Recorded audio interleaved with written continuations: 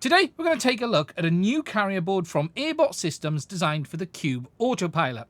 Now, this is designed to replace the original carrier board, but give you additional features like a built-in power delivery, voltage regulation, and really give you like an all-in-one carrier board solution.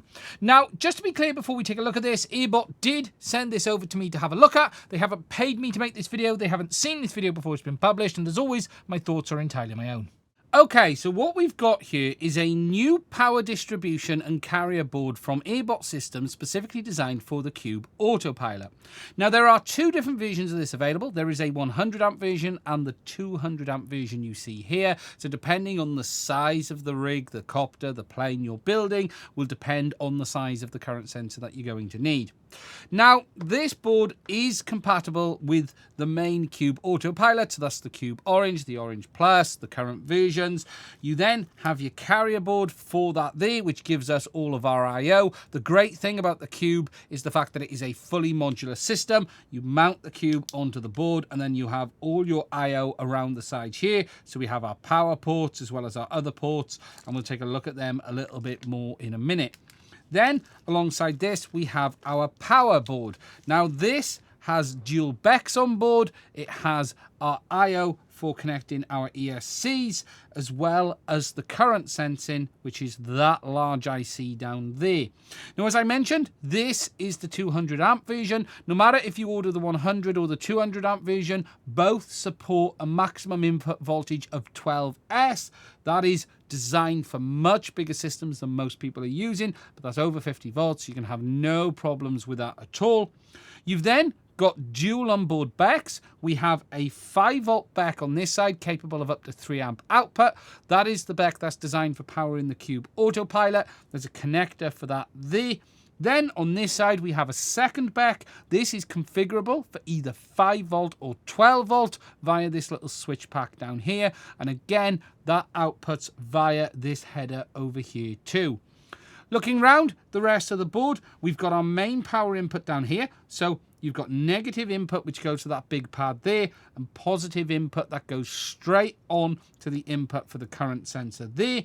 You've then got pads that run all the way around. You've got 8 pads for the ESC, 4 on each side, and then 2 smaller pads for any other voltage I/O that you need to connect. This is all designed in such a way that it stacks. So the idea is you have your Cube Autopilot on the board that stacks onto the power board. We then power it via that built-in BEC. You can then power your ESCs, all of your other hardware via this board. And the idea then is that it's going to give you all of your telemetry into the likes of Ardupilot or PX4, your current sensing, your voltages, and that way you're going to have all the information you need to monitor your battery health, but also your remaining capacity. Next, having a look at the mini carrier board. Now, I have seen a version of this in the past.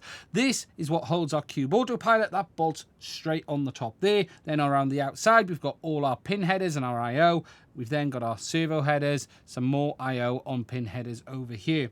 Now, all of this is labeled underneath. So you can see here, we've got our power 1 and power 2 ports, which is on these 2 larger connectors there. If we spin around, we've got CAN 2, USB, CAN 1, I2C. We've then rotated this side. Actually, no, it's that side there. We've got our telemetry 1 port, which are serial 1, serial 2, GPS 1, which is serial 3, and GPS 2, which is serial 4. You've then got your additional headers down here for things like your S-bus inputs and your other connections. Then on the bottom, you've got these little solder pads that you need to configure. So you've got your receiver voltage selection, 3.3 or 5 volt, and you would just bridge the pads you want for that. And then you've got your RC in configuration. So you've got RC in, which would basically be for PWM or S-bus, or spec for Spectrum if you were using that option. You can also see on the bottom of the board, they've also padded out I2C as well. So you've got your I2C port on the top, but you've also got pads for it on the bottom too. There was, looking at it, another option for another connector on there if they wanted to, but you could solder directly to that if you needed to, but you do have your main connector there. Now, this is version 1.4 of the board. I did have an earlier version some time ago, but it is very similar. If you're looking for a really small carrier board for the CubePilot system, this is just well worth a look on its own, even if you don't need the larger power delivery board. This is great for rover applications, planes, anything where you don't want that bigger, larger carrier board that you traditionally get with the Cube Autopilot. It has all of the same functionality, although it doesnn't have ADS-B built in like the new carrier board. It's basically the same as the original carrier board.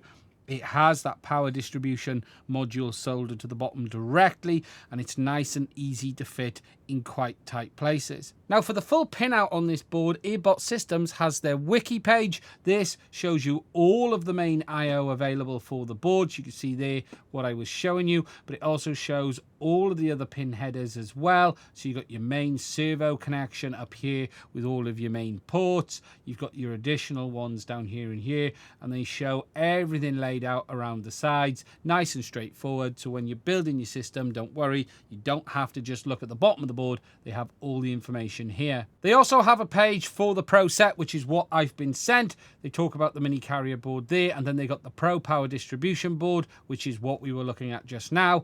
Again, they give you all of the information you need to get it set up. You've got information such as files and documents in the download section for this board. You've got drilling files allowing you to actually properly set up your system of what you're integrating it into. You can bring it into CAD and put all of that information in and lay everything out just as you'd want to.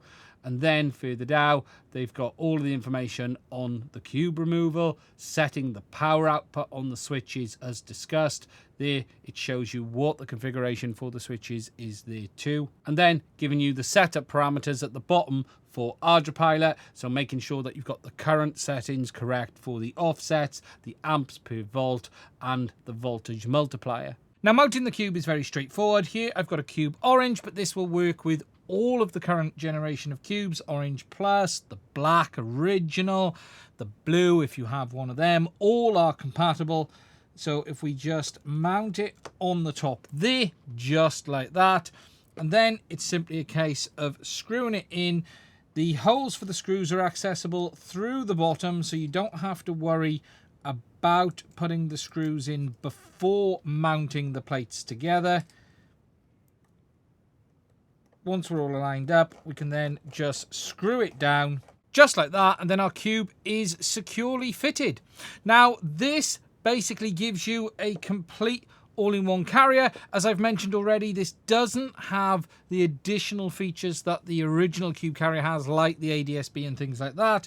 But what it does give you is a very nice base platform to be able to build your aircraft from. Much higher current rating available via the built-in power delivery board, much more options in the sense of dual onboard BECs, and really it's giving you an all-in-one solution ready to go. Now, price-wise, this is available from the Airbot Systems website. You can order the version you need. So you've got the version either up to 100 amp for the full kit is €265, and the price is the same for the 200 amp version, or you can get the power delivery board only for €165. Now, do make sure when you're ordering, you order the current rating that best suits your needs. Don't be tempted to just order the highest one just in case. You want to make sure that you're ordering the rating that sits within the range that you're going to be using, and there will be a link to order this in the description. Now, that is it from me on this one today. It's just a quick overview of this carrier board. As I've said, if you're interested in getting one, there will be a link to it in the description. I want to say a big thank you to Airbot Systems for sending it over. I'm going to be installing this on one of my bigger aircraft in the future, and if you're interested in seeing that, please do make sure you are subscribed to the channel. Anyway, that's it from me on this one. Stay safe. I will speak to you soon.